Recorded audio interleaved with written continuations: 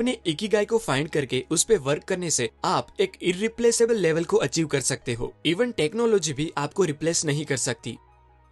दोस्तों, जापान में एक आइलैंड है जिसका नाम है ओकिनावा, जहाँ पर रहने वाले लोग 100 साल से भी ज्यादा जीते हैं और वहाँ 80 से 90 साल की एज वाले लोग भी हर रोज खुशी खुशी उठ के अपना काम करते हैं और मरते दम तक रिटायर होने का नाम नहीं लेते। यानी कि पूरी दुनिया में सबसे लंबी, अच्छी और खुशहाल लाइफ जापान के ओकिनावा में रहने वाले लोग जीते हैं, क्योंकि वो लोग एक फॉर्मूला यूज करके अपनी लाइफ जीते हैं जिसका नाम है इकिगाई, यानी कि जीने की वजह। जापानीज लोग मानते हैं कि आप किसी न किसी खास मकसद के लिए ही इस दुनिया में आए होते हो और वो मकसद ही आपका इकिगाई होता है। अगर आप आपके इकिगाई यानी कि आपके मकसद के अलावा कोई भी काम करते हो तब आपको वो मजा नहीं आएगा। आप हमेशा स्ट्रेस में रहेंगे और आपका दिमाग हर वक्त आपके उस मकसद की तलाश में ही लगा रहेगा। लेकिन अच्छी बात यह है कि इस दुनिया में कहीं पर भी रहने वाला इंसान इस जापानीज फॉर्मूला का यूज करके अपने इकिगाई यानी कि अपने जीवन के मकसद को फाइंड कर सकता है। जब भी आप अपनी कॉलेज खत्म करके बाहर वर्क करने जाते हो तब आपको एक बहुत बड़ा डिसीजन लेना पड़ता है कि अब आप लाइफ में क्या करोगे। ये डिसीजन लेना बहुत इंपॉर्टेंट होता है, क्योंकि आपकी लाइफ का सबसे ज्यादा टाइम आप काम करने में ही स्पेंड करते हो। इसीलिए कोई आपको कहेगा कि तुम्हें जो काम से खुशी मिलती हो वो करो, कोई कहेगा तुम जिस काम में अच्छे हो वो करो, कोई कहेगा वो काम कर जिसमें सबसे ज्यादा पैसे मिले, या फिर कोई ये कहेगा कि बेटा ऐसा काम कर जिसकी दुनिया को जरूरत हो। अब इसमें प्रॉब्लम ये है कि हर कोई हमें इस चार में से किसी एक ऑप्शन को ही चूज करने के लिए कहता है, जो एक गलत एडवाइस है। इकिगाई इन चारों पार्ट्स का कॉम्बिनेशन है और अगर इसमें से कोई एक पार्ट भी मिस हो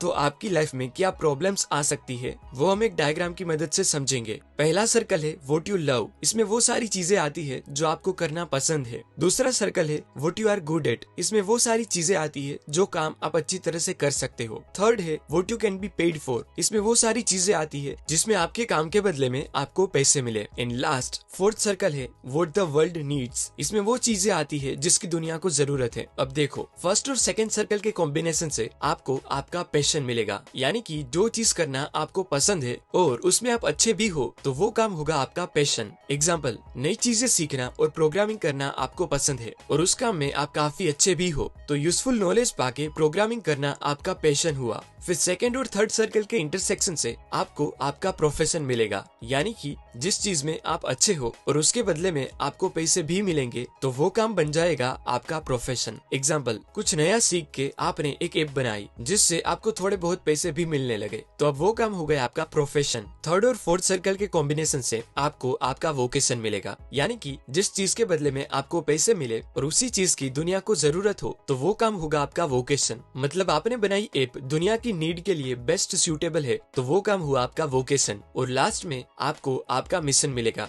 यानी कि जिस चीज की दुनिया को जरूरत हो और वो ही आपका फेवरेट वर्क हो तब वो वर्क करने का रीजन ही आपका मिशन बन जाएगा। एग्जाम्पल, जिस ऐप की दुनिया को जरूरत है उस पे ही वर्क करना आपको बहुत पसंद था तो आपकी पसंद और दुनिया की नीड बन गया आपका मिशन। प्रॉब्लम तब आती है जब लोग आपको सिर्फ आपका पैशन फाइंड करने के लिए कहते हैं, पर सिर्फ पैशन फाइंड करना काफी नहीं होता, क्योंकि वो इकिगाई का सिर्फ एक पार्ट है। आपको ऐसा वर्क फाइंड करना चाहिए जो बाकी तीनों कंपोनेंट्स को भी सेटिस्फाई करे। एग्जाम्पल देके बताऊं तो समझो आपको ब्लॉग लिखना पसंद है, आपने बहुत मेहनत करके अपनी ब्लॉगिंग स्किल को इम्प्रूव किया और अब आप उसमें अच्छे बन गए हो और दुनिया को आपके ब्लॉग्स पढ़ के कुछ नया सीखने को मिलता है, यानी कि दुनिया को आपके काम की जरूरत है और वो आपको आपके काम के बदले में पैसे देती है। मतलब कि ब्लॉगिंग ये चारों कंपोनेंट्स को सेटिस्फाई करता है, यानी कि ब्लॉगिंग आपका इकिगाई है। आपका एम होना चाहिए ऐसी चीज को फाइंड करना जो पैशन, प्रोफेशन, वोकेशन और मिशन इन चारों कंपोनेंट्स को सेटिस्फाई करे और इस चारों कंपोनेंट्स के बीच में ही आपको आपका इकिगाई मिलेगा, यानी कि वो काम मिलेगा जिसे आप पसंद करो, जिसमें आप अच्छे भी हो, जिससे आपको पैसे मिले और उस काम की दुनिया को जरूरत भी हो। और जब ये चारों चीजें सेटिस्फाई होगी तभी आप एक लंबी और बिना स्ट्रेस वाली सफल जिंदगी जी पाएंगे। एग्जाम्पल देके बताऊं तो सचिन को क्रिकेट खेलना पसंद है, उसमें वो प्रैक्टिस करके अच्छे बने। क्रिकेट खेलने से उनको पैसे भी मिलते हैं और लोगों को उनकी बैटिंग बहुत पसंद है, यानी कि दुनिया को उनकी जरूरत है। सचिन के लिए क्रिकेट इन चारों कंपोनेंट्स को सेटिस्फाई करता है, मतलब क्रिकेट सचिन का इकिगाई है। आप जितने भी पॉपुलर पर्सनालिटीज को जानते हो उन्होंने अपने इकिगाई को फाइंड कर लिया होता है और उसकी वजह से ही वो इतने आगे होते हैं।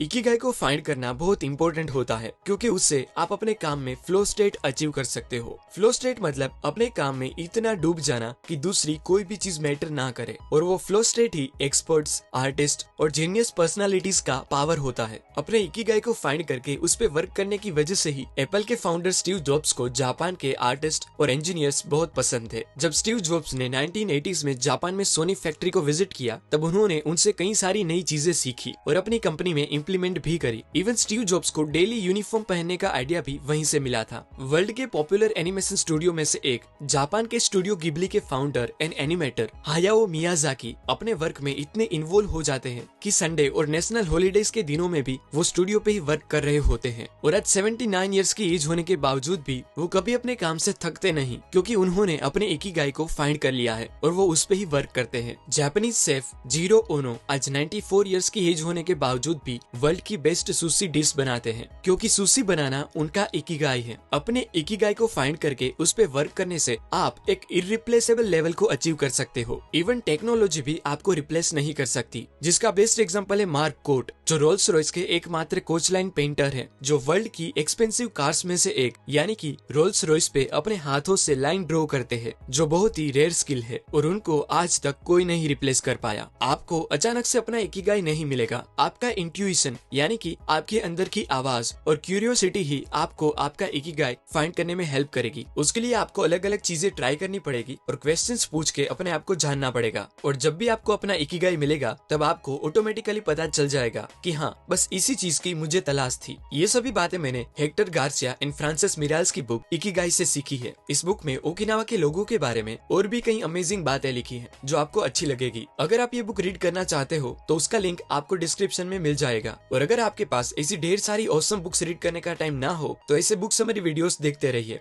धन्यवाद।